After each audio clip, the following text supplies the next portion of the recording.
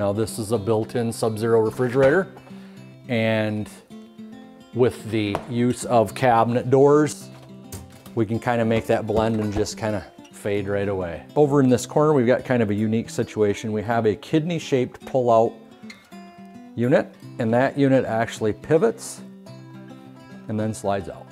It's kind of neat along here because we do have a pull-out cutting board right next to the bar sink or the veggie sink. We thought that it would be pretty valuable to have storage for spices.